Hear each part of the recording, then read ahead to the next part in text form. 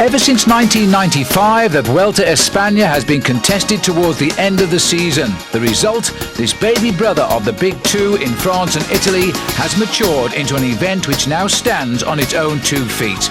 Hello again to you all, I'm Phil Liggett, and with me I hope you enjoy the 1999 and the 54th Tour of Spain. The race route this year is a real tough one. 21 stages plus a prologue and 2 more time trials. There are 5 mountaintop finishes during the 3,480 kilometres journey around the country. Our story begins in Murcia in the southeast and finishes as always in Madrid, the country's capital. The stars are here. Names like Alex Zülle from Benesto, the winner in 1996 and 97. Abraham Olano from Once, who won last year. Fernando Escartin, the Kelme hope, who has finished second in 97 and last year. And there's Frank van den Broek from Belgium, a surprise entry who says he is training for the World Championships. Jan Ullrich, the Tour de France winner of 1997, and Pavel Tonkov, who normally stars in the Giro d'Italia. And let's not forget either the world number 1 Laurent Jalabert, who won this race in 1995. And at a cost of some $450,000 to the city of Murcia, we're now underway on the 54th Tour of Spain. And this is Igor Gonzalez Galdeano, an early start on what is a full day here. And his time has been tremendous around the course, but he is amongst the early riders. This will go into the night, this race, and there's the time for everybody to beat. The first man inside 7 minutes for the 6 kilometres, 6:58.4. Now, what can Santiago Blanco do? Much more expected from him, and big hopes for his team, Vitalicio, on a race which is very important to this team. But now you can see the weather has changed, and Santiago Blanco is down. Well, he was going into that corner with such great caution. He's up quick enough, but that's going to have shocked him. Plenty of help at hand. And while he sorts himself out, but it's not going to be a good day now, I think, for the stars, because the rain is coming down in the city. Here's an aerial view of another rider going down. And I've no idea who that is, but he's gone for a quick spin as well. Well, the riders now are fearful of conditions as darkness falls. This was meant to be a big spectacle here in the city, but the weather has not been with the organisation. As shades of the Tour de France back in 1995 in Saint-Brieuc, which was a surprise victory there for Jackie Giron. This is Alex Zülle, and he couldn't take that corner much more slowly, could he? If he's thinking of Saint-Brieuc, he fell off and lost some 10 seconds in that particular prologue in the Tour de France, which took out Chris Boorman from the event after just about a mile of racing. Manolo Saez, the team director of Once here, is chasing home his charge. World champion time trialist Abraham Olano, last year's winner and wearing number 1. The last rider to start in the prologue, and all of the stars have come and gone and faded miserably. Now Galdeano is back in his hotel, and if this time is slower, they're going to have to get him out pretty quickly and bring him up for the presentation. As Olano races towards the line, it's going to be close. He's aiming at 6:58, so he has taken some risk before his home crowd. The city of Murcia now will be feeling a little bit vindicated. Conditions have dried slightly. 150 metres to go. I don't think that's enough time. 6:58.4 is the time he's aiming at. It's going to fall short by a second or 2. So Abraham Olano will get second on the line. There it is. So a surprise early leader in the Vuelta Espana as Olano goes into second spot. And there we have the result of the time trial. Pancake flat, Olano second. Martin Perdiguero, you see another surprise there, third. And Hoy of Denmark in fourth place. It's no longer an Amarillo jersey this year. We call it the Golden Race Leaders jersey. And on there, it's found a surprise home, at least for the start. But a good start too for the Vitalicio team, although they were saddened by the fall there of Santiago Blanco. The city of Murcia, tucked away in the southeast corner of Spain, now bathed in sunshine after it threw everything it could at the prologue of the Vuelta last night. Everybody back on the beach enjoying themselves as we now prepare for a circuit of the city, 179 kilometres. One of the rare chances this year for the sprinters to succeed. And you'd hardly think we'd had bad weather yesterday, would you? Small breakaway. Jackie Durand is one of the riders clear here as they try to stay ahead. But the field rapidly approaching the breakaway here now. Their lead down to 6 minutes. Jackie Durand in his Lotto colours now, and the man with his hand up is Cesar Calvio, or Garcia Calvio. And that's unlucky for Jackie because he's being left to fry on his own now. Front wheel change for the Fuenlabrada rider, and not surprisingly they all came back together as we're now on a sprint for the line here just on the outskirts of the city. And this looks like Nico Martin of the Cofidis team, who's trying to trick the sprinters and get away off the front, and he's giving it just about everything he's got here, and he doesn't seem to be going too far away from the pack. Surely the sprinters aren't going to allow this one to get away. Unfortunately, Mario Cipollini had to withdraw from the event due to the difficult birth of his child, and he stayed with his wife naturally enough, and so not a starter in this year's Vuelta. But there are plenty of other good sprinters. It is Martin. Looks rather like the finish to a Paris Tours classic there, just for a moment as he came over the river. But this is into the city of Murcia. And the bunch there huddled together with the wind bashing them from the right as we look at the picture. And he's decided it is totally fruitless into the wind. He's gone too soon. And the train is working the way up towards him. Now there are some big names for sprinters in here, like Robin McEwen and Marcel Wust. Wust loves the Vuelta, and he said the Giro d'Italia, but loves the Tour of Spain. Under the 1 kilometre to go now, a sharp and tricky right-hand bend. And I thought I heard, and I did, I heard a touch of metal. There's been a huge pile up there, a huge crash. A number of riders are down. We'll try and see who they are. And that in the Farmfleet colours, and blaming somebody else from the Lotto team there is Jerome Blijlevens, who obviously was right in for the kill. And one big sprinter's gone out and not at all happy with the situation. And I think the rider he was blaming there was one of the Lotto boys. But let's get back up to the front now, because Uchikov, also from Farmfleet, has got clear in the melee. And a number of riders are just ahead here. So Sergei Uchikov is clear, and that's Robbie McEwen shot up on the left now, and in the middle is Robbie Hunter, the South African rider. They're checking over to see if they've gone too soon. Marcel Wust and the Festina are coming up very quickly, but Robbie McEwen is set fair here. He's on the right and waiting, and watch out for Robbie Hunter. They go again. Uchikov on the left, Hunter in the middle, McEwen digging deep. The sprinters are not going to get on, but there are two pretty good ones here, and this could be a first ever win for South Africa. Robbie Hunter on the first day of his first Vuelta Espana has taken the stage. The 22-year-old from Johannesburg, and well he might enjoy this, because he had a great Milan-San Remo in a breakaway, then took a little time out with a knee strain. Now he's back, very much so.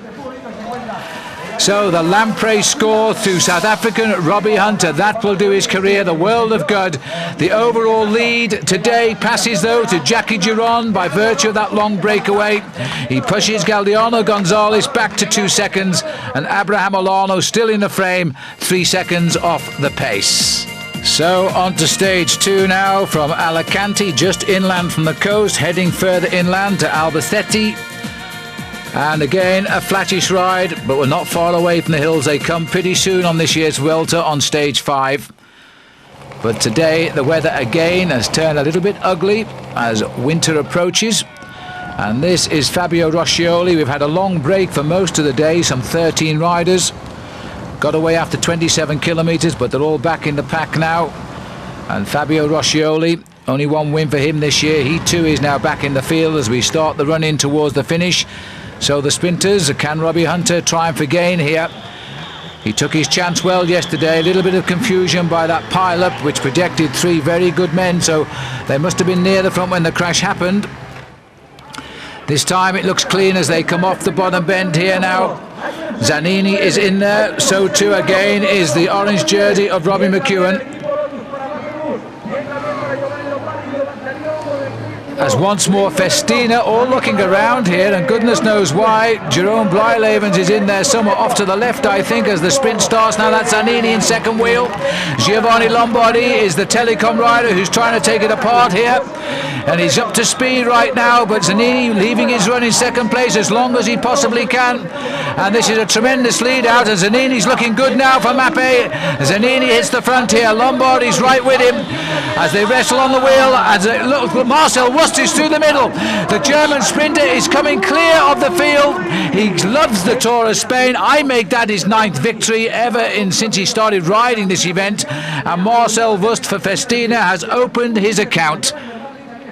Zanini to the left of our picture, Lombardi, McEwen is the rider 4th there over the line, and Jerome Blylavens probably a little bit shocked from the crash yesterday, only in 5th.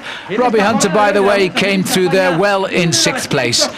So an early win for Marcel Wust, man that speaks many languages, and he'll have no problem with Spanish. And another huge trophy, they specialise in those in Spain. And a very good win indeed for Marcel, as we see it again here. Clear victory too. Zanini, I thought, had read that just right. Marcel had timed it better. Thanks to the bonuses on the course though, this man is still in the golden jersey, Jackie Durand, by 2 seconds over Galdiano Gonzalez and 3 over Abraham Olano. Hunter is there in 4th, also on 3 seconds. On we go to Fuenlabrada. And in reaching Fuenlabrada, the riders will have covered the longest stage of the Tour, 229 kilometres from La Roda. And again, the terrain undulating, but nothing too severe. And this man is making the most of it, heading towards his hometown. He rides for the team for Fuenlabrada. And Germán Nieto, who's never won a race in the 6 years he's been a professional. You saw his time gap, and that actually is coming down because he was up to over 23 minutes. He got away after some 35 kilometres. And this man, the golden jerseyed leader, Jackie Durand, on the first slight rise of the Tour, is in difficulty. Well, he said he wasn't fit. He was a little bit surprised to have claimed the leader's jersey in the opening days. And now he's paying the price, I feel. Well, Nieto, can you believe this? This man almost made it. He's 2 kilometres from the finish here, as the field have swept him up. A tremendous breakaway of 190 kilometres. Well, he certainly did his sponsors proud today as he drops through the field now, as the others scurry towards the front for the big sprint. And a little congratulations there from some of the Spanish riders. That's nice, for that great breakaway by Germán Nieto. And he's his teammate going to say, just hang on and finish with us. But we're going to the front of the bunch now as they line up for the finish. Jan Ullrich, their second wheel at the moment, beginning to show himself. Had a reasonable time trial in the prologue. Top 15 finish despite the conditions. And he's not a bad bunch sprinter either, but he's off the front now, as another Telecom rider again tries to find Giovanni Lombardi, the perfect lead out. Watch for Wust though. Wust is on Lombardi's wheel. 1 win already, and this win could be giving the race lead too as Marcel goes left. Nobody's got his speed at all. Marcel Wust on the line. Win number 2 this year. Win number 10 in all time in the Tour of Spain for Marcel. He just loves this event. Up on the crowd line, Giovanni Lombardi just hasn't got the sprint he used to have, the 1992 Olympic points champion in Barcelona. And the champagne bottles as big as ever, as Marcel now getting used to opening them here. And I think he'll be confirmed now as the race leader, because the sprinters have all claimed the top places now in the absence of Jackie Durand. There he is. And he's got a 9-second buffer over Robbie McEwen and 10 over Robbie Hunter. And Gonzalez Galdiano, who won the prologue, is still there in 4th place, while last year's winner, Abraham Olano, lies 5th. All smiles again for the German superstar.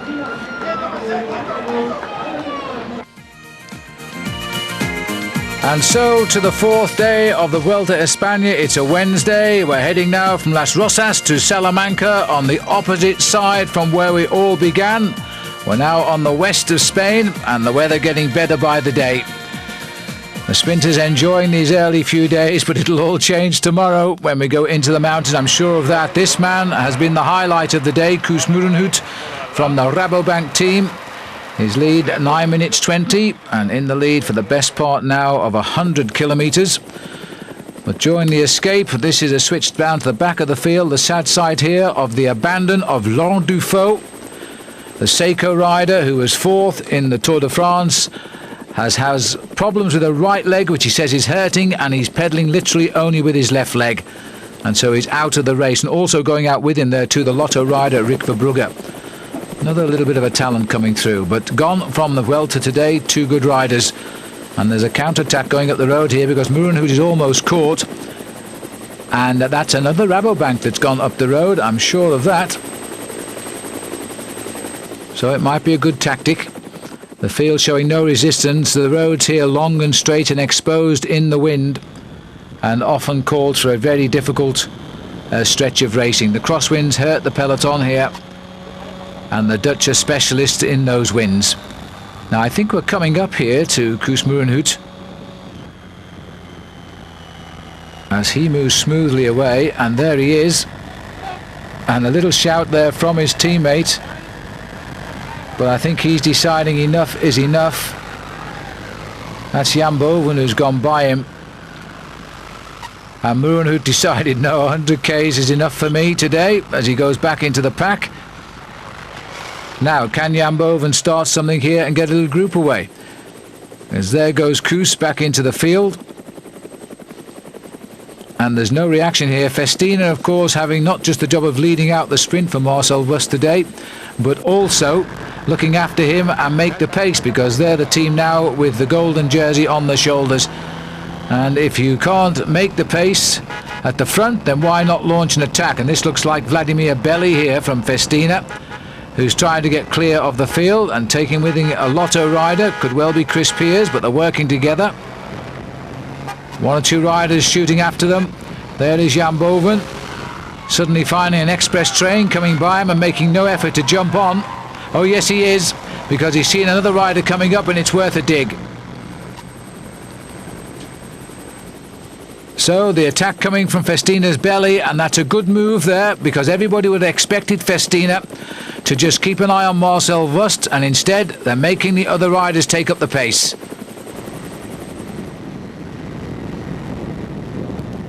Well, this is a very interesting mood indeed now, because getting onto the back of that is Laurent Jalabert, and I can't imagine I'll let the winner in 95 get too far away as the Rabobanks join forces. Jan Boven has gone on to the back there, and so has Bram de Groot, another member of the Netherlands Rabobank team. And this looks like Joe Plankert, who has just been involved in a smash at the back of the field and doesn't look at all well right now. He's hit his head, I think. So this is very unlucky for Joe Plankert. They've already lost one rider today in Verbrugge, and I would say, looking at that, almost certainly Joe Plankert is... Oh, no, he's not. No, he's not. He's back on his bike, and they're going to push him off. Little bit shaky, but he's going to try and make it to the finish. Well, good luck to him. As we regroup at the front, by the look of it now, all of the riders coming back together again. And the big lead out once more from Telecom. Can they at last get their man Lombardi to the line first? Another great lead out for him by Jan Ullrich, I think it is. But now here comes Lombardi, and here comes the yellow jersey of Wust. And Wust has too much speed in those legs. And again, Lombardi must be asking himself, what do I have to do to win a stage? This man is too quick. And Marcel Wust gets the stage, and that is a superb victory for him. And I reckon that is the first three in a row since Eddie Plankert back in 1982. And Eddie won 4, I think. But Marcel has got 3. And of course there's always a chance of another one to come tomorrow. But I'm not so sure about tomorrow, because we're in the hills tomorrow. But Marcel Wust, a couple of seconds bonus there, also consolidating his overall lead in the race now. So after some 19 hours of racing, he's up to 29 seconds advantage over Robbie Hunter. 34 seconds over Robin McEwen, 34 seconds over Robbie Hunter, and 39 seconds over Gonzalez Galdeano. And there is confirmation of all of that, with Olano in 5th place and still right up there, poised for a good journey through the hills to come. He could be the next Maillot Jaune. And looking further down, you see only seconds in it at the moment. But there's still, of course, a very long way to go in what should prove to be a very difficult Tour of Spain. But the smiles right now, Marcel Wust, 11 stage wins in all as we continue. And now we're in the mountains on stage 5 from Mercier into Benidorm. 4 of them, in fact, one a second category. The Portio is a first category. Then on to the Franquia. That's another first category and the high point of the day, taking them up to 1,500 metres. And Monsagro is the third category climb that brings them on towards the finish. And the atmosphere a nervous one now, because the sprinters can forget it as the race starts to go into what should prove to be a most difficult Tour of Spain. There's the assembly down at the start line in Beja. And we join the action on the climb of the first mountain of the day. Excellent roads, long and fast, and some riders now prepared to drive here on the lower slopes of the Mongaraz, taking them up to just short of 1,000 metres. And Festina not wasting any time. Remember, they have the race leader on the team, but I think today Marcel Wust will have told his team, this is no longer for me, and it's time to take a back seat.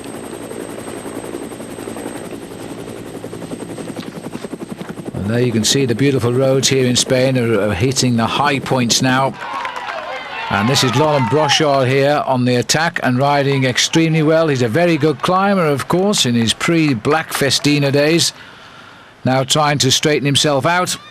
And the rider on the move with him here is Rafael Diaz Justo. A gap initially 2 minutes 19 seconds. No wins this year for Laurent Brochard, trying to get some early points in the King of the Mountains competition. Last year's winner, Jose Jimenez, the last 2 years he's won the King of the Mountains competition. And the gap holding on here. Benesto, not surprisingly now, beginning to come to the fore as the climbers start to stretch their legs. But that peloton, not in a big hurry yet. A lot of riders still in that group together. Over the top then, and Brochard not challenged by Diaz, as he gets the first big points in this year's King of the Mountains competition. Now, can he keep it going? An awful long way still to go.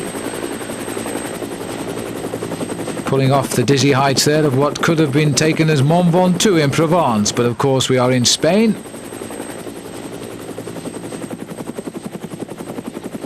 And that's where we're headed now, up to the Alto de Mongaraz. 112 kilometres to go. That's about 69 miles to the finish still. And the peloton leaving this one very late indeed.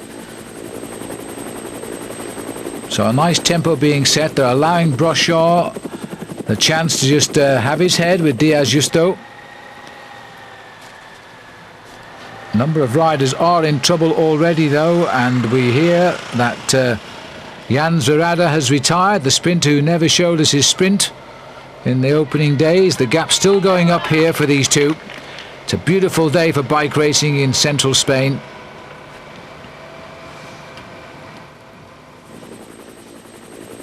There's the man who always gets the best seat in the house. Just by twisting his rotors, he can see the bunch and the brake at any time he likes. Alex Zuller riding well. Alex Zuller looks to me as though he's in a bit of trouble here, because that is the field disappearing up the road and there's no resistance coming from him. So the former winner of the Tour of Spain, Zuller, for Benesto, is in trouble. Winner in 96 and 97. They were his great years. Sergei Ivanov, the Russian national champion. As we go back up now to the top of the Portillo with 67 kilometres to go, and Brochard is stacking in the points for the King of the Mountains. The Once rider there, Diaz Justo, seems to be just a policeman, possibly hoping that Laurent Jalabert might come into the action pretty soon, and of course Abraham Olano. And here's the chase group now, and we're getting a nice select little group here, and it's without Alex Zülle.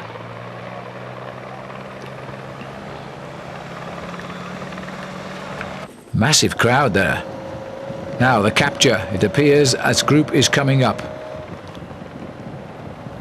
We now hear that Andre Schmil and the injured Joe Plankett have also abandoned. So they've gone.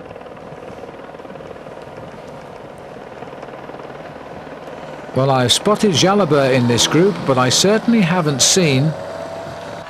not Jalabert, Olano rather. I haven't seen Jalabert. This is Frank Vandenbroek here, who has gone over the top ahead of the field. Frank telling us he's come here to train for the World Championships. And hurting a few riders in the process. We didn't really expect to see him come over the top of the climb in first place, that's for sure.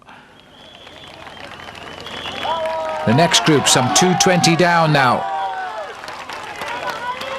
And I'm just trying to see if in fact this is the group of Alex Zülle. But I have a feeling Alex wasn't there. He could be the first, and here he is now coming up the mountain. So he, I think, is the first big scalp of the Tour this year. At 3:25 and counting, Zülle has gone over the top. He's got a lot of work to do to close that down with just 50 kilometres to go to the finish, as the attacks again continue here now. And this rider coming through is Inigo Xaro Benedez of Spain, heading up towards the top of Monsagro. And this is the last climb of the day. It's only a third category, this one. He's wise not to continue because the peloton behind has blown apart now. So it started very sedately, but as the hills got more often, it started to crack up. Here comes Vandenbroek. A beautiful bike rider when this man is on form, but you never quite know when that's going to be. 2 minutes 19 seconds back here to this group. And I'd love to see who's in it, but I can't help you at the moment. But we must be looking at it for a reason. Let's see if we can pick out anybody of importance here as we pan through. Well, that looks to me as though we might have, in fact, Laurent Jalabert in this group. Now, that's interesting. Jalabert is behind as we return now up towards the finish here, and this is Ulrich going for it. Jan Ulrich has just got his first win of the season in what is a group sprint of some 20 plus riders there. Now, the important thing is the clock is counting. Ulrich is saying he's here hopefully for a top 10 finish and to try and lift his condition for the World Championship. Well, this isn't a bad start because he's beating Abraham Olano to the line. And doing it very nicely indeed. And that second place to me will give Olano the next golden jersey. Wust is nowhere to be seen. We're going back now over 3 minutes as the next group comes in. This contains Laurent Jalabert. So he's a big time loser today. And we have not yet seen the arrival of Alex Zülle. Well, the consolation, of course, Sergei Ivanov comes in, the consolation for Jalabert, and this is Zülle now in the middle of the group. Consolation for Jalabert is that Olano will be in gold, but look at this, 5.5 minutes all but for Alex Zülle, a big loser today. You can never tell how Alex thinks inside. His face always looks the same. This rider, though, is very, very happy at his first win of the year. So Jan Ulrich will do himself no harm at all. This rider is now the leader, Abraham Olano. Ulrich will come up into second place, 10 seconds behind. Igor Gonzalez Galdeano in that group is now up to third, 15 seconds behind.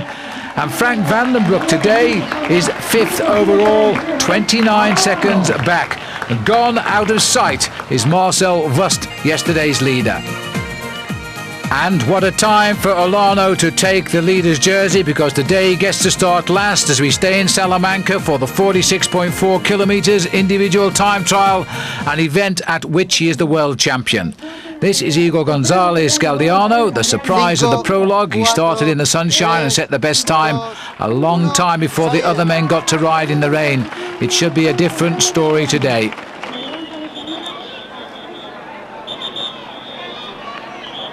And And as he gets underway, we will go back now to watch the man who will be last to start in the race, and that will be the golden jerseyed leader, Abraham Olano. Gets the countdown. He's chasing none other than Jan Ullrich, himself a winner of the time trial at World Championship level, and certainly on his day as good, if not better, than Abraham Olano. And there's just that 10 seconds separating them overall, and ahead of both Ullrich and Olano is Gonzalez. He's already gone, we've seen him go. We'll catch a glimpse of Ullrich at the time check, and that'll be the first indication as to how well he is going. Olano staying out of the saddle for what is probably one of the few rises on the course. This is a very fast time trial course, perfect for the expert against the watch. Now let's go out to kilometre 27, because here is the arrival of Galdiano, and he's living up to his reputation built a couple of days ago. The best time here, 32:33.9, and only two riders to pass to that point behind him now. Here is the arrival of Ullrich, and he is going to go better, 31:53. What will Olano do?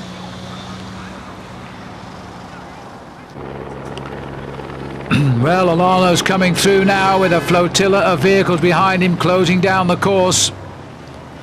And it looks to me as though he is going quicker than both of them together here.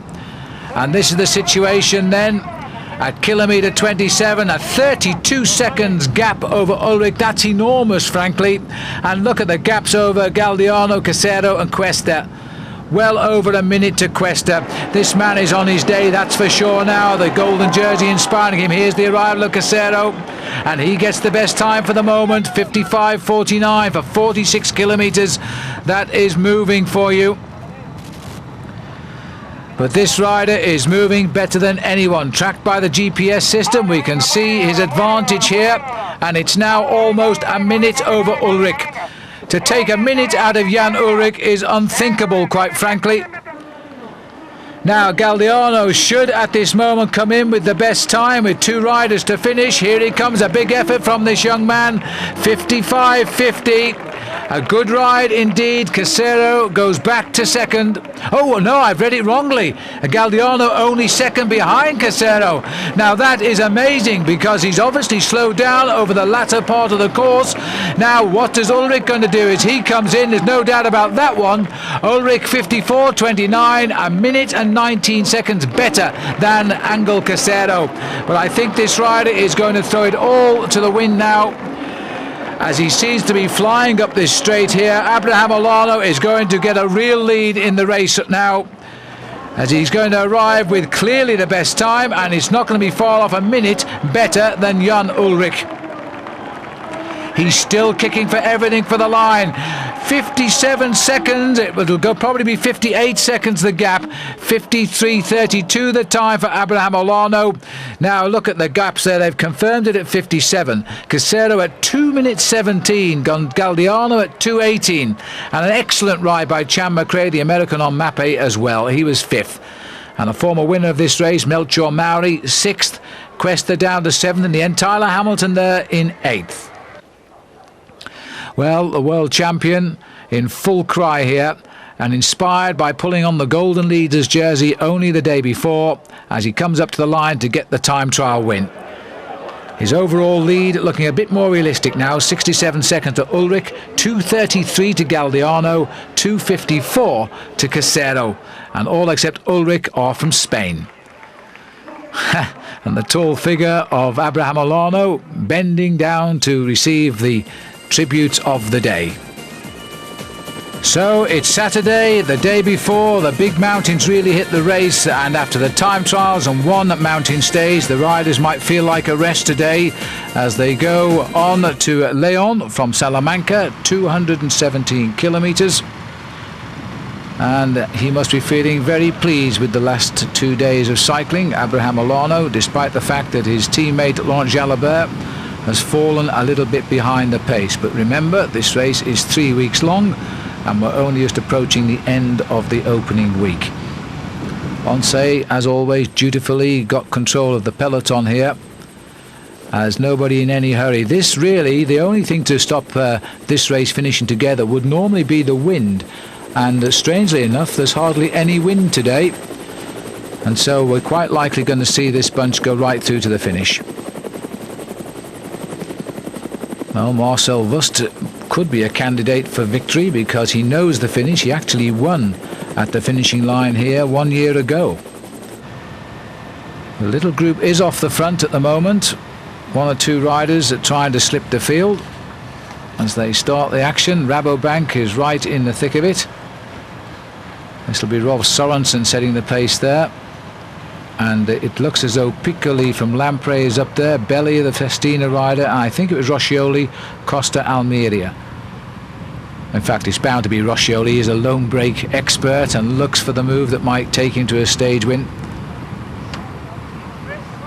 But the riders here having a little bit more of a chat and a rest as they allow the race to continue affront of them. It's about 4 minutes up at the moment, that breakaway, but there's still plenty of kilometres left. Nice and warm today for a change. Gone now the memories of the early days when the rain was falling. Taking the field through there, Diaz Justo, the man who was on the escape with Laurent Brochard 2 days ago in the mountains.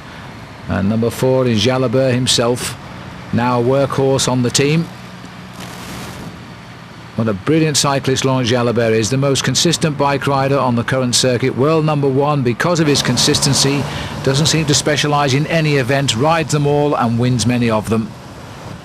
Now there's obviously a little problem here at the back of the race with Cesar Garcia, Calvo. Spanish cyclists taking the names of both sides of their parentage as we go around what appears to be a bull ring, and enough said about that. And now the field more or less together here, and I don't think we're going to see any more attacks. They've swept up those little breakaway group of riders. Now heading in to the finishing line here at Leon. And I wonder now if the Telecom boys can finally get control of the head of this bunch and guide their man up to the line. Lombardy has been so close, but clearly he's had a real shot at the finish and simply has not been quick enough to handle Marcel Wust, who's now searching for his 4th win of this year's Tour. Big tempo riding, and that big man again is Jan Ullrich. Never afraid to work, continually thinks of his training. He's not thinking of winning this race, he's thinking of a high finish. He keeps on reminding us now, is this to parry the blows that'll surely come from the press and keep the pressure off himself? Who knows? Still 2 weeks to race.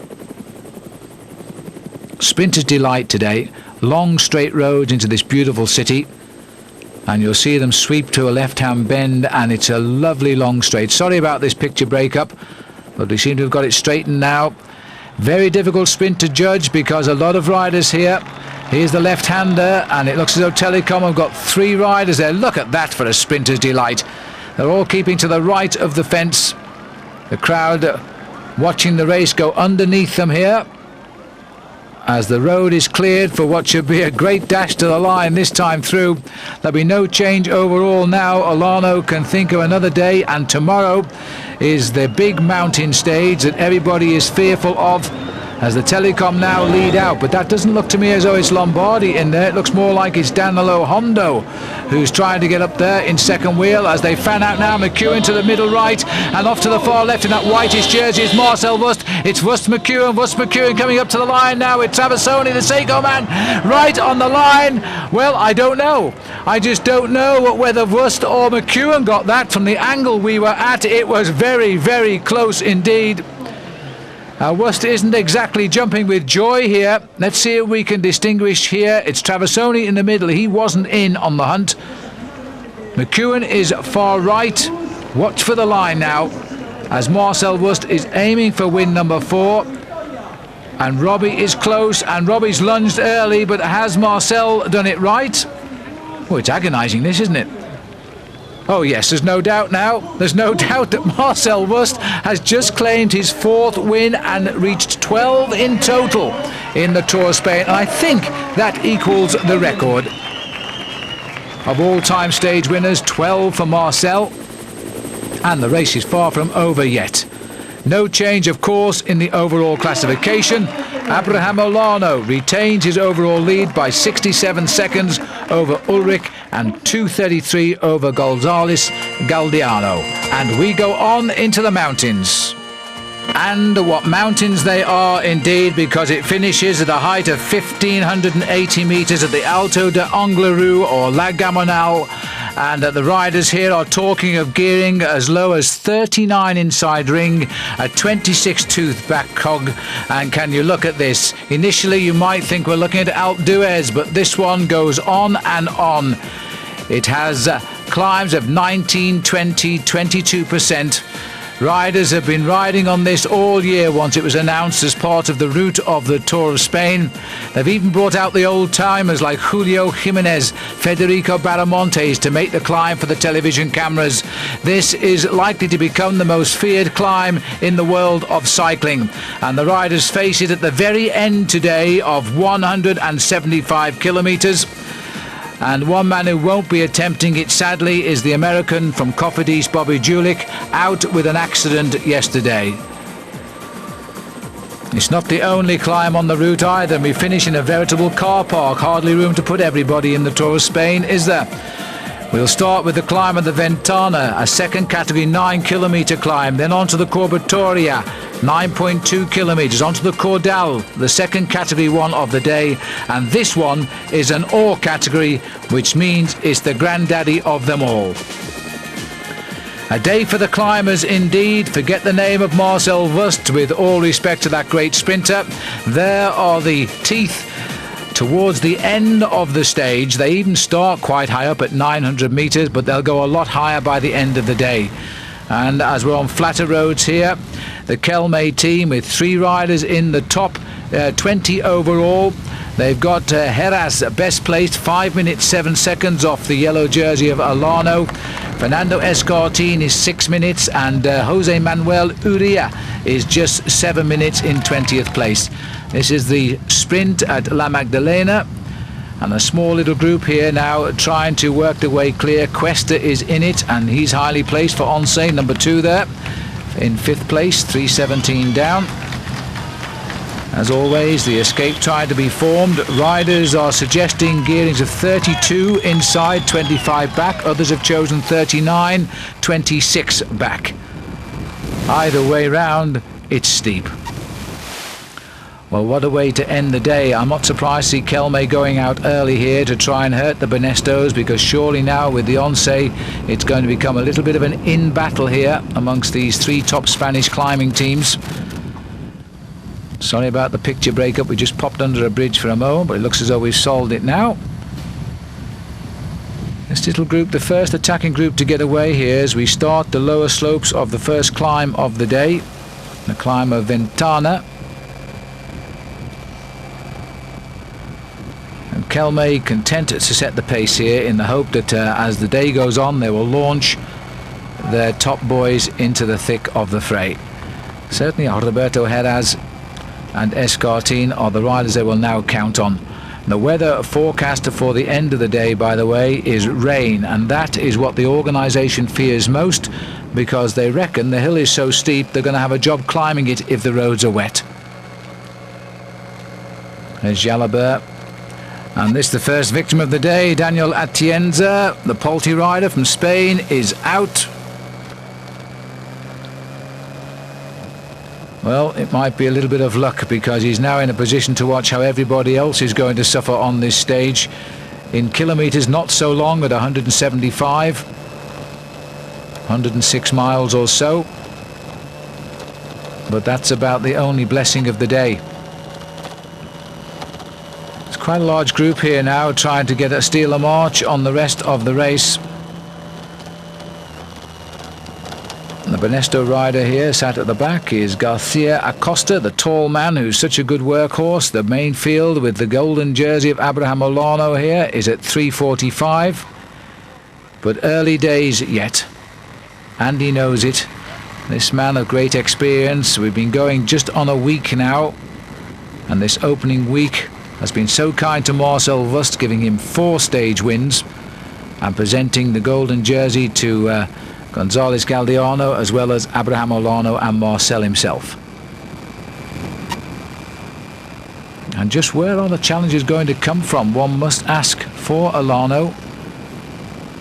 We've seen Ulrich try, but he's won a stage, but that's about it. He's dropped away a little bit. Today he must show his colours if he has any ambition of a top 10 finish, as he keeps telling us. They're starting to go into the mountains now. Garcia tagged on the back and waiting. Cuesta is the best placed rider in this front group. Still Jalabert willing to work now, having lost perhaps his chance at winning this tour on the first day in the mountains, which was stage 5 or the 6th day of the race. But they're such a good all-round team, Once. They'll always ride for the man who has the best position, especially when you have the talent and undoubted class of Abraham Olano. And Polti going out on the attack again, having lost one of their big riders today already. We've seen him in the car. A quick glimpse there of Robbie Hunter in this group. And sitting here right at the front for the Mapei team, a couple of Mapei riders here in the action. Nardello is 126. I think the other one was Fernandez Ginez. This is the group now which is setting the pace. They are becoming the group to be chased down here. The Vitalicio rider also going through there.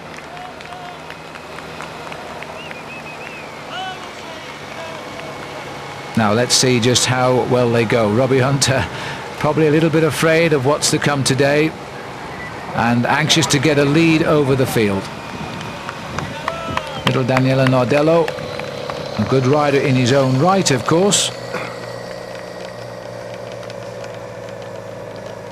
but perhaps trying to set something up here for team captain Pavel Tonkov. The main field limiting their losses. They know what they've got to do. As we climb now up into the clouds, which is rather interfering with our pictures. This is Robbie Hunter here. Brilliant day for him on stage 1. Gave South Africa their first ever victory in any Tour of Spain.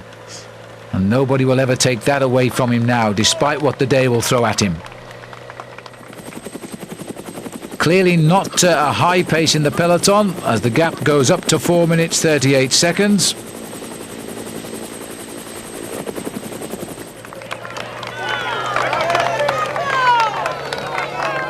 Pace remains reasonably high.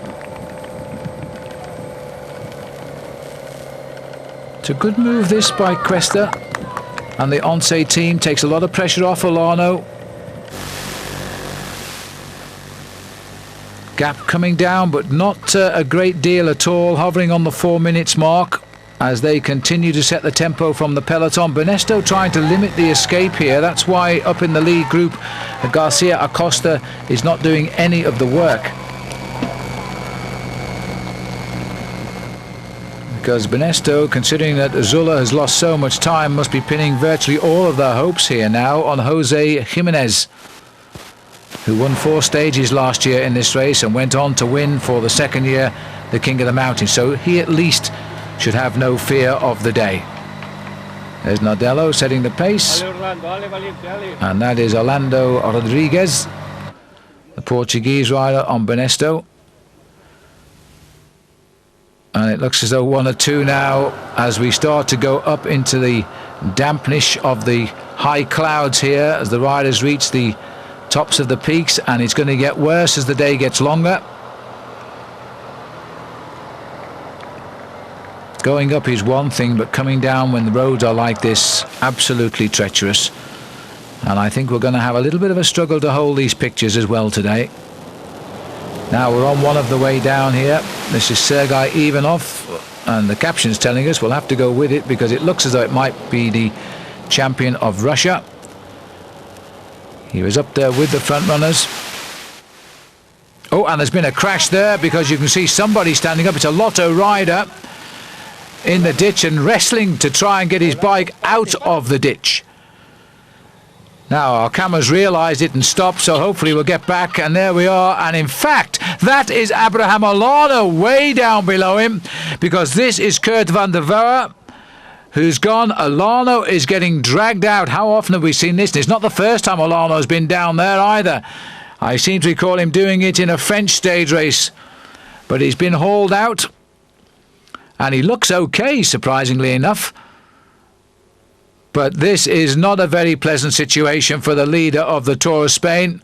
Help is at hand. Kurt van der Wouwer looks okay. Well, a little not long ago before this crash, Van der Wouwer's bike looks a bit of a mess. Not long before this crash, there has been an earlier crash to Fernando Escartin, and he apparently has been taken to hospital. So he's also out, and that is a serious blow for the Kelme boys. Olano up and running. He can expect to find his Once team waiting for him up the road. I think they are. Ivanov is the only rider left of that escape group now. The rest have been wiped out. And Olano here.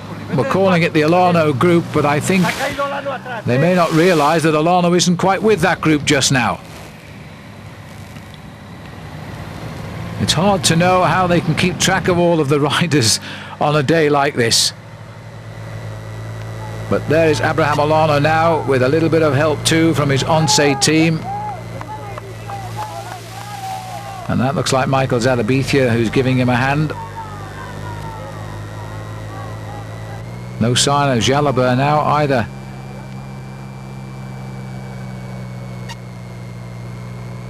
This little group trying to get itself up to the leaders again and back into the organisation, because that was not the main climb of the day, of course. That was only the first taste of the battle. And it's up to Olano to climb back in now without too much of panic. And it calls a man with great experience here now.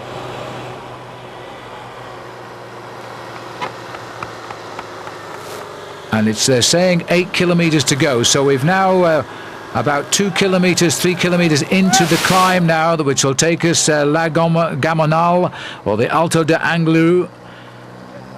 And Pavel Tonkov is the man who's launched the attack. It's been set up for him by his Mapei team and the hard riding by his teammates today.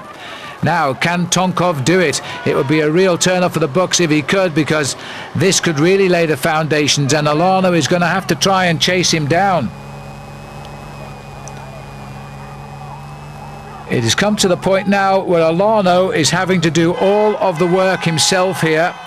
At the end of the day, that's what you have to do if you are the race leader. Tonkov started the day 4 minutes 42 seconds behind Olano, and he's now pulling back big time on him. So it's going to be a very difficult climb for everybody now, as the crowd, they expected 500,000 people here, you know, and they might not be far short of that, because they are lining 10 kilometres of mountain. Just listen to the shouts for Olano.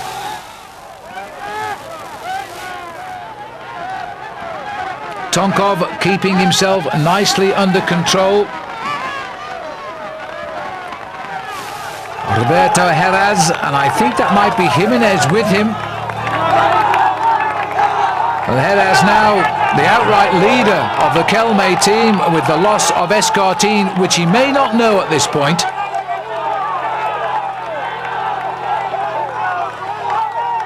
Olano has climbed right through the groups here, and he's something like 5th or 6th on the mountain. This is Heras, and it was Jimenez.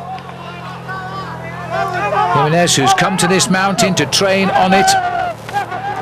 Whereas Pavel Tonkov, normally a star of the Tour of Italy, now trying his hand at finishing a very good Tour of Spain. He's no stranger to winning stages of the Tour of Spain. He didn't ride it last year after he fractured his coccyx in August, and was obviously not in any condition to take part in the race, but he's back now, and he's back here with a vengeance.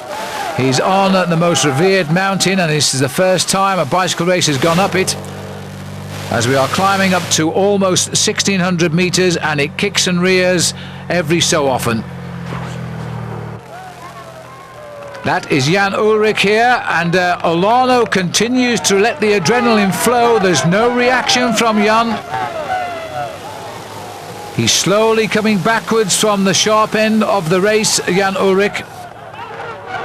What he'll try to do now is limit his losses. He's still well up as far as the overall classification is concerned, of course, because there's an awful lot of riders. The cameras don't actually give you any idea how steep that corner was, but it was probably 25%. As Ulrich sat in the saddle, I think if he'd got out of the saddle, he'd have lost his front wheel. But Tonkov is climbing steadily to victory here. Absolute grim determination of the man who won the Tour of Italy in 1996.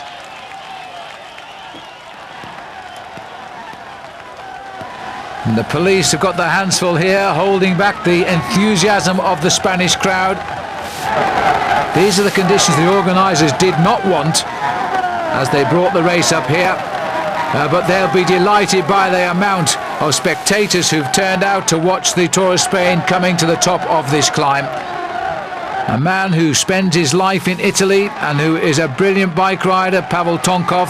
I first came to know him many years ago when, as an amateur, as part of the Soviet Union's national team, he won the stage of the British Milk Race in Nottingham.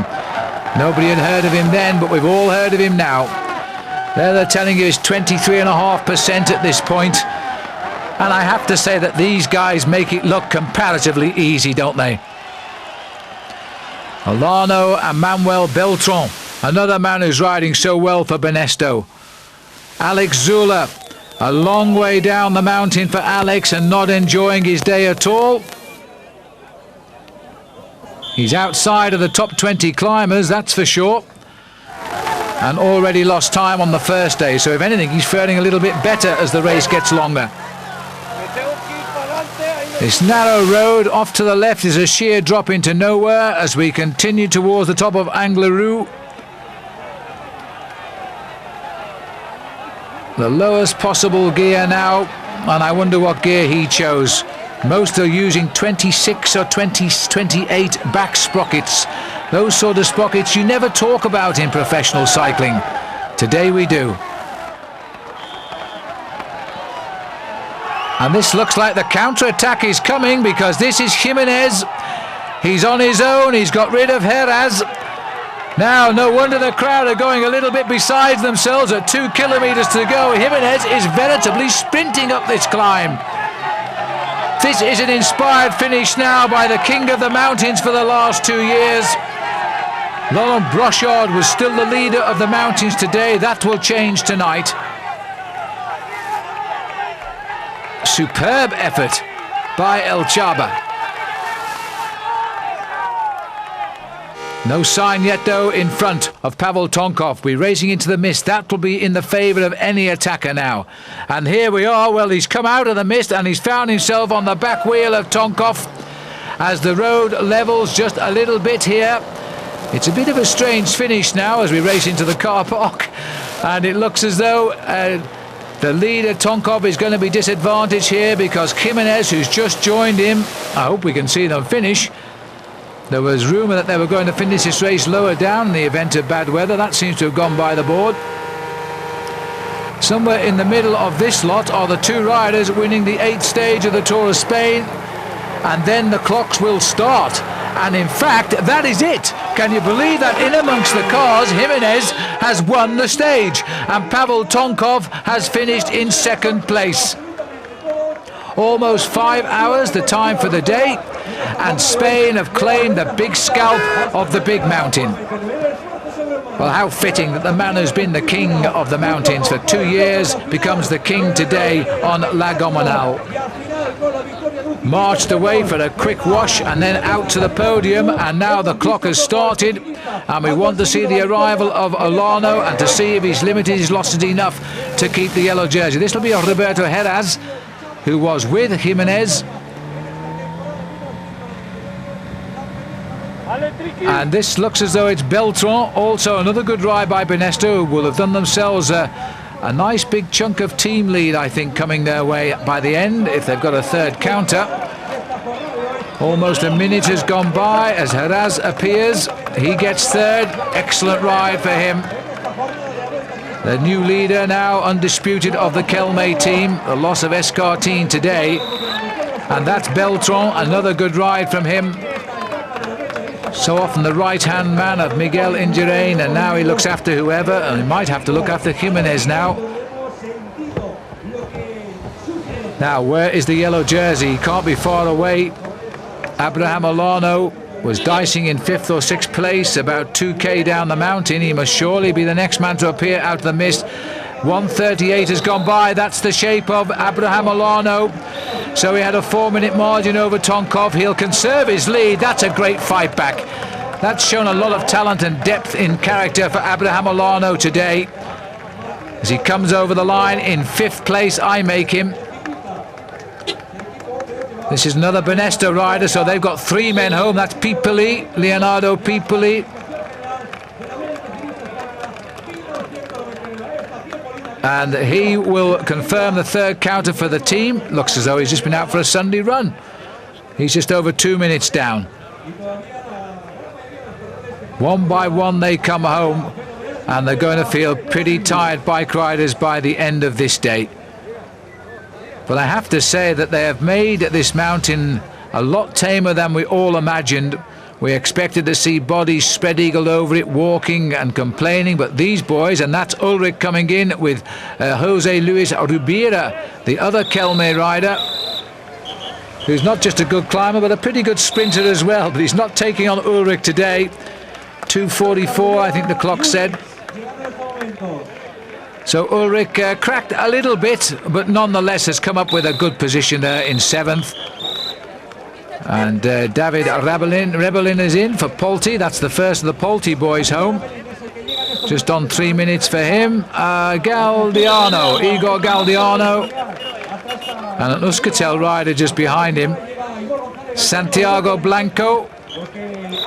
Well, we're outside the top 10 now, so let's go to the podium, because already waving his flowers and his little mascot there is Jimenez of the Banesto team, who's going to feel very, very happy with his performance today, although there was that confusion at the finish which has disappointed Pavel Tonkov.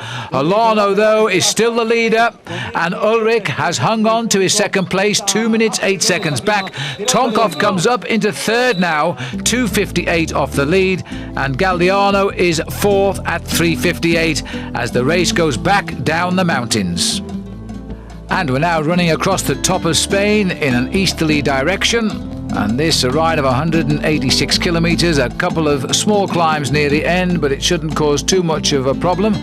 Certainly nothing like yesterday, as we're now on the 9th day, the eve of the rest day for the riders, and I think they've earned it this time around. Abraham Olano in the hot seat, but a small breakaway has got itself going here, and quite likely will stay away to the end, but we'll see. Working pretty hard in the group here. That's Laurent Brochard. And this little group looking very workmanlike, because none of them are going to affect the destiny yet of the yellow jersey, which is still, of course, with Abraham Olano. And a group like this trying to get itself together. There's Olano all caped up because the weather started sunny enough at Gijon, but as we head towards Los Corrales, it is getting a little bit wet yet again. And it's these sort of days, I think, which wears on the nerves of the riders. They also fear a cold that might come in the next few days, and they're not showing any real interest in the escape here at all, which also contains the world champion Oscar Kamazin. And there you can see the gap for yourself. Ralph Grabsch was the telecom rider. There is Kamazin, just flashed through our picture. First time we've seen him since this race began, the world champion. Other members here are Jose Luis Ribera for the Kelme squad, Nicola Micheli of Liquigas, Andrei Zinchenko, who rode so well in this race in the past and been very anonymous this time out. Sergei Uchikov, always a man to watch out for if we get down to the finish. A great opportunist. Gap still hovering around that 3-minute mark.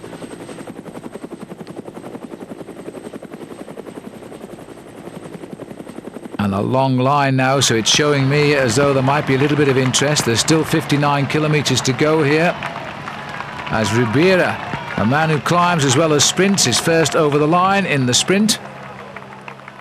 The Metas Volantes.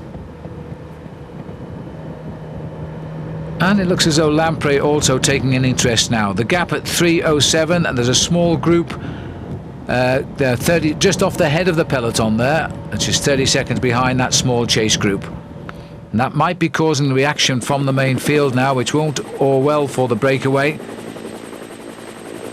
But I think if it does come back, it'll come back more or less of its own volition and a steady tempo by the bunch. They're not going to rip the legs off, I don't think, to chase them down here. Why should they? There's Alex Zula, who actually has climbed up a little bit in the overall classification after that ride yesterday. And there he is, he's 29th now, 16 minutes off the race lead. But Alex, the most experienced bike rider, will wait to see what the next range of mountains bring him. This is where we are now as we make our way up the third category climb with 46 kilometers left to go to the finish. Wide open roads, a nice fast tempo climb this, but unfortunately we've gone back into the hills and the rain has rejoined us. They're not making any real progress on this breakaway. It's still at 3 minutes 10 seconds. And very, very gently round the corner for Ralf Grabsch there from Telecom.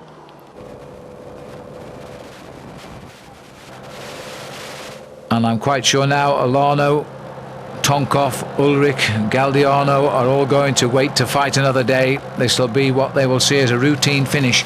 There's no point in stretching themselves now. And this is a counter-attack here. A big figure of Mazzolini, I think it is, who's having a little go. And the Brochard has gone with him.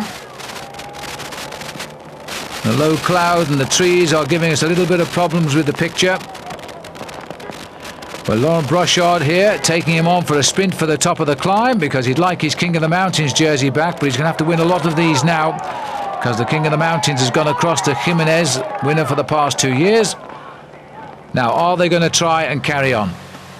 This is the main field here, I think, coming up over the summit. Somewhere in between is a bigger group than that, or smaller group than that rather. And Mazzolini looking over his shoulder to see if it's worth persisting, and we'll get a little look ourselves now, and I'm not sure it is. The rest of the breakaway coming back up to Brochard. 12 men forcing the move today.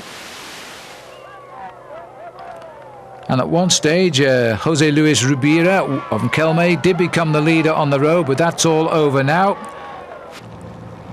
Oscar Camas in there trying to close it down. At one stage they got 10 minutes. It's now down to 4:29, so there has been quite a reaction from the field, although it's going out again at the minute as Telecom are doing a little bit of probably hampering tactics rather than chasing tactics with their man up front.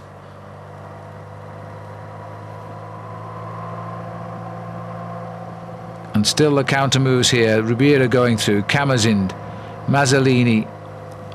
The leaky gas rider, I think, must have been Michele there.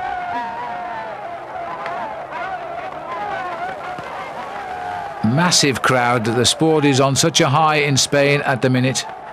And the lead group splintering a little bit here as they try to sort out this next climb. And this is Frank Vandenbroek here. Now Vandenbroek is on the... He's come off the peloton because he was with the main chase group and he's got away on the climb. Well, this man, you can't work him out, can you? I can't really see the point of trying to rip away, not in wind like this, other than for the sheer bravado of the action. And he's now in the middle, where he's just going to spend a lot of energy and not either catch this lot or stay away from the field, I don't think. Over the top of the second climb of the last two of the day. Sergei Ivanov, the TVM rider. It looks like a little move here. Ulrich is also in on it, keeping an eye on Alano. Now these guys, maybe they decided to chase down Vandenbroek. I'm not too sure why, because Vandenbroek is not a threat to the overall situation. But if Alano goes, then they all must go. And we've gone back up to the leaders here, who are trying to regroup and attack on the far side of the road. I think it might be Michele. As we line up for the finish now, one rider's gone. I thought it looked like a leaky gas team rider. No, it's not. It's Brochard. It's Brochard. Very similar colours, the new Festina rider colours. Laurent Brochard has caught them napping here, and there's no reaction. And this is going to be his first reasonable win since the Festina doping scandal of '98. And Laurent Brochard is putting that behind him now. He hopes with a victory here. He's making sure, because he's dying all the way to the line, but that's enough. Laurent Brochard snatches the victory at Los Corrales, and coming in behind, it looks as though the world champion is going to take second. He does. Mikeli is third, Zinchenko is there, and Rolf Sorensen will be the Rabobank rider, and that is Ribera, the sprinter who really would have thought he would have won that stage and missed out on the opportunist move there by Laurent Brochard. So he gets the win. And there's the confirmation of the order. Sorensen, in fact, finishing in 5th place, all of them timed 3 seconds behind Brochard. Caught them napping that time around. 5 different nationalities crossing the line. And this is the situation now in the looking down at still at the stage results. This is Ribera got 6th, Uchikov 8th, Grabsch 9th. These were all in the breakaway, tailed off in the end, Grabsch and Mazzolini. So Laurent Brochard with his trophies of Los Corrales at the end of the 9th stage of the Vuelta and on the eve of the rest day. And let's hope the weather alters a little bit, because it hasn't been too good right now. Alano takes a 2-minute 8-second lead to the rest day, with Ulrich second, Tonkov, Gonzalez Galdiano proving he's winning the prologue no fluke, as he lies there in a brilliant 4th place, and Heras, best of the Kelme boys. Casero is 6th and Jimenez 7th.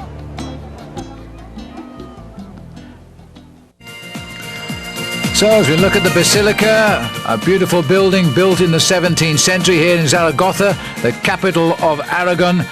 31 riders have given up in the Vuelta Espana. 158 now make steady progress towards the Pyrenees. And I have to say steady progress, because today it's 183 kilometres and we stay in the very windy area on a circuit based here in Zaragoza.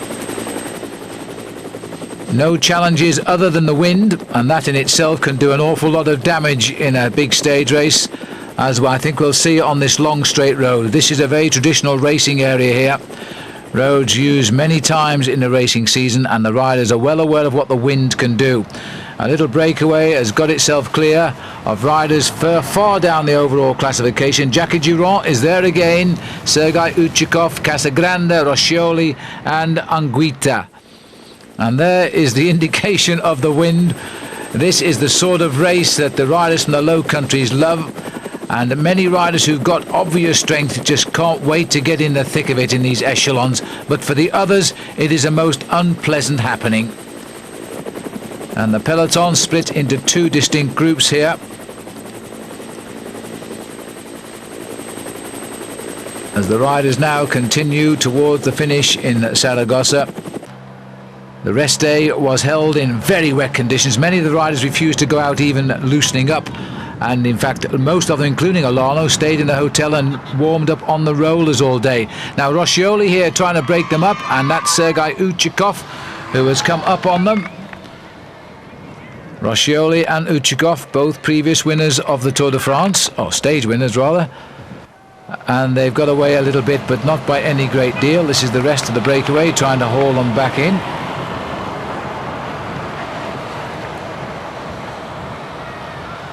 And while the main field continues to split behind and chase them down, those 2 riders are still just clear of the field. And they're coming into the last kilometre to go here now. And Roscioli is in the best seat. He's manoeuvred Uchikov into the front. It takes me back, in fact, to the Tour de France at Revel in 1994. This is a similar situation with Uchikov and a certain Lance Armstrong. And Armstrong was beaten by the wily Russian. Or Ukrainian, I should say, I suppose. And Uchikov now looking in the whereabouts of Roscioli. Both got similar hairstyles, haven't they? Now Roscioli is far from the world's best sprinter, and although Uchikov is in the lead here, he is much faster normally than Roscioli. But Roscioli playing his cards right here, forcing the other rider to lead, We are looking at only a handful of seconds to the chase group, believe me, maybe 15 or so. You see, that was a feign by Roscioli to try and get a reaction out of Uchikov, who I don't think he even saw it, so he did nothing about it. Now they can both see the finishing line. They're going to leave it very late, and Roscioli, I think, is going to have to go first, and Uchikov is waiting for the jump, and then he's going to have to hold him off from the front if he can. They're taking this almost to the line here, these two riders. It would normally be a great finish for the sprinters, but the escapers work today. The day after the rest day, the day after the mountains, and the day before we enter the Pyrenees. And now Roscioli goes, giving it just about everything, but there's much more power in the legs there of Uchikov. And this is the man who's giving the TVM a result we expected a lot earlier from Jerome Blijlevens. Uchikov gets the stage win, his first of the year, and trailed in by Roscioli. Given the same time, the TVM Farm Fleets boys will be happy with that one. Here comes the sprint for Jackie Giron ahead of Anguita, and Casagrande was the rider just off the pace. And they weren't far ahead of what looks like the main pack of the peloton here. And there'll be no change overall at the end of the resumption of the Tour of Spain today, as the yellow jersey, or the golden jersey, of Abraham Olano comes in. So Uchikov gets the stage win. He always lands a big one at some stage or other, ahead of Roscioli, and at 13 seconds Jackie Giron, Anguita and Casagrande coming in there at 16. Another cup. I don't know how they carry all these trophies around Spain. They get one every day, but Abraham Olano conserving, no change overall. 2 minutes 8 back to Tonkov, Ulrich rather, and 2:58 back to Pavel Tonkov. And looking there at Olano, you may have seen him cringe a little bit when he put his arm round the ladies, and there's a rumour beginning to circulate that he's suffering from injuries from that crash we saw him have when he went down that ravine on stage 8. Let's hope not. At the moment, he's still the clear leader of this tour. So in Aragon, Huesca is the start town. We're heading to a hilltop finish after 201 kilometres at the Pla de Beret. We're now in the Catalonian Pyrenees, and this is the first of 3 very rugged days indeed. This one itself not so bad. It really is a sting in the tail, but of course tomorrow we are off into Andorra and the famous climb of the Acalice.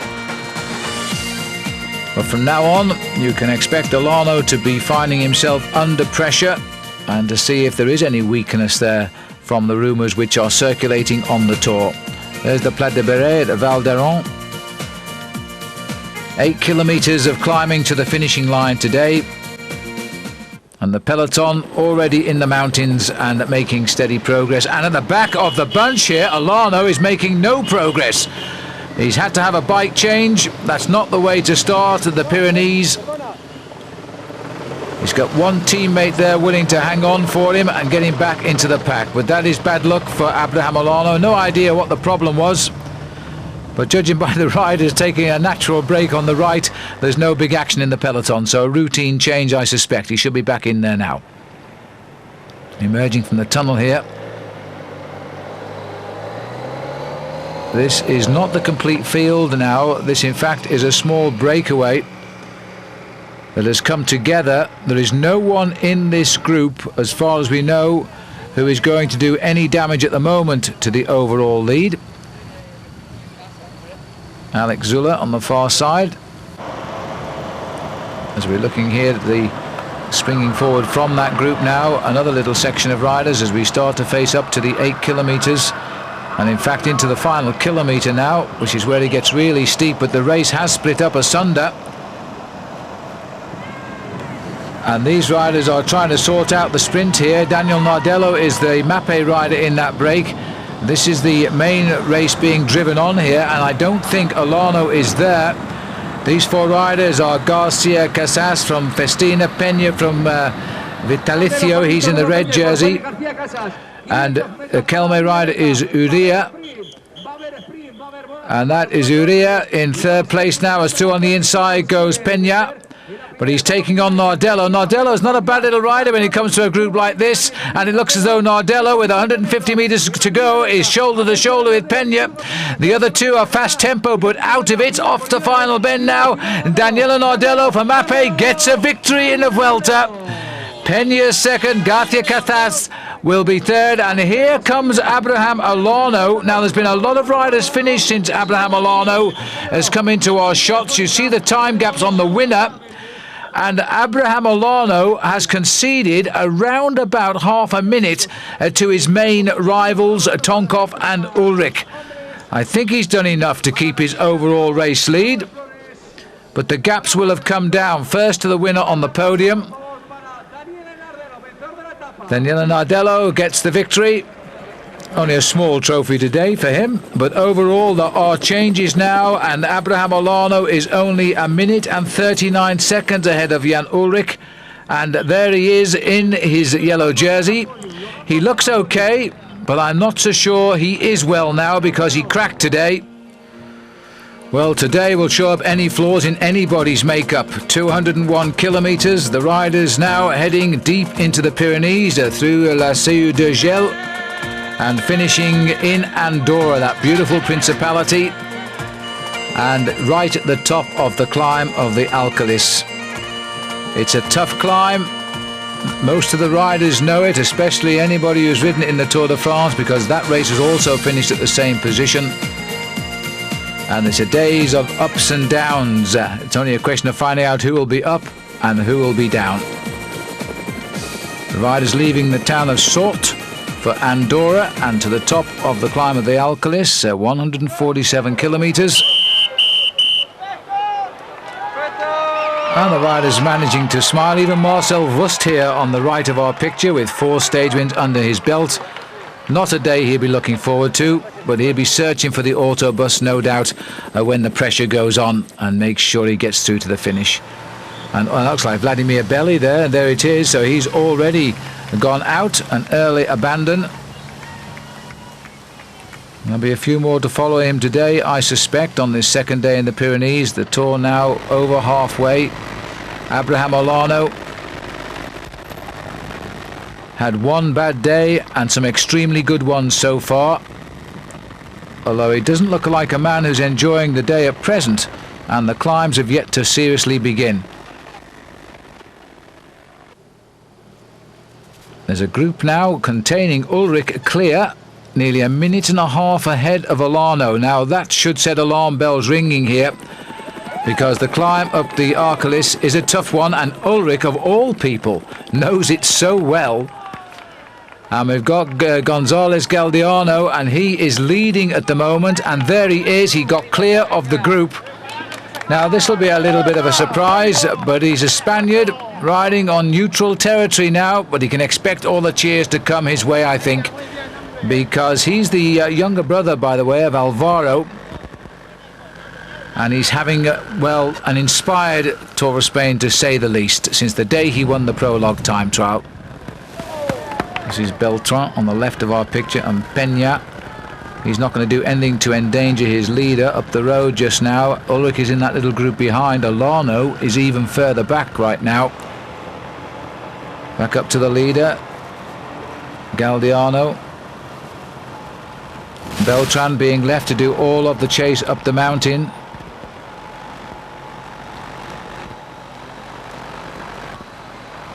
This has become a little wall of attrition out there today, as these riders continue now to make their way steadily into the Principality of Andorra. He's gone very early on, I must say, Galdeano. He's not a rider that's been heavily marked, but you've only got to look at his reputation these last 10 days or so. He's never lost position in this race, as riders have come and gone around him. And now, with 18 kilometres to go, we are swinging into Andorra and onto the climb of the Alcalis. It's rather like the back road in to this little principality, which is nestled deep down in the Pyrenees between France and Spain. Casero behind in second position, the champion of Spain.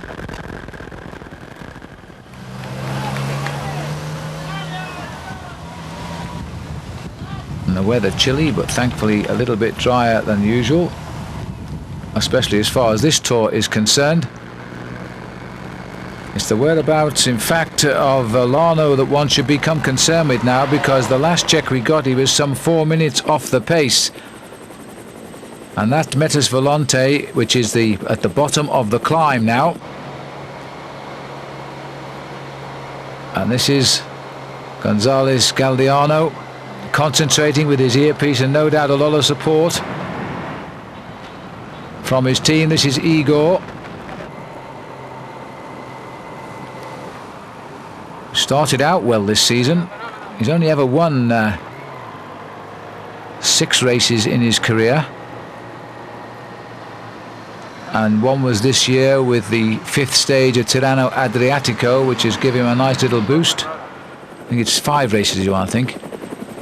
No, 6 with the prologue, that's right. He's won the prologue, hasn't he? That's right, 6 he's won. And now looking for what I think he would chalk up as the finest win of his career if he could win to the top of this climb. But that's a tall order, as this little select group behind, which has got the king of the mountains in there, Jose Maria Jimenez. Also in there, as you can see, Ulrich is driving this one on now, and this is looking like the Ulrich of old.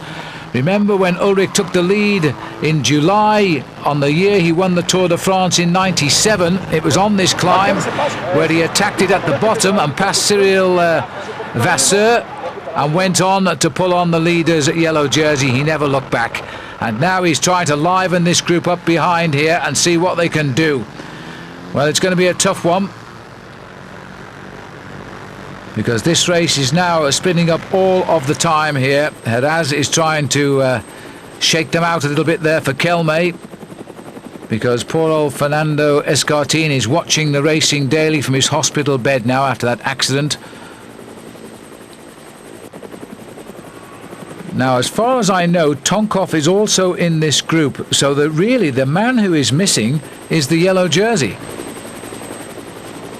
It's been a difficult few days for him, I think, and he's hung on in there. Now we're going to find out just whether he has serious problems or not.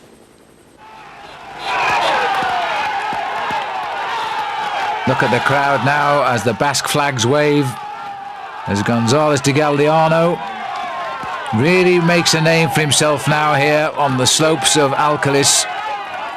And just now he's doing okay. The chase is around about 50 seconds behind him.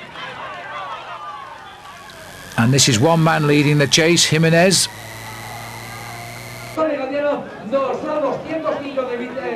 But it's all over, because he's in amongst the barriers at the summit now. As he comes up towards the line, the smiles on his face grimace now, but they'll soon turn to smiles. This is going to be the greatest win of his career. It is topping off an unbelievable Vuelta for him. It's going to put him right up there on the leaderboard. Time will tell the next few minutes whether it's a golden jersey waiting for him. Come on, he says, give me some more. He's going to enjoy this and throw away a couple of seconds, but it doesn't matter. So, Igor Gonzalez Galdeano gets the stage win in the Pyrenees in Andorra. This is the little group that's coming up now, being led here by Jimenez, followed by Heras, and the other man there is Leonardo Pipoli, who's also had his ups and downs in this race. He fell on the previous mountain stage leading into the rest days. Now he is trying desperately to get something out of this.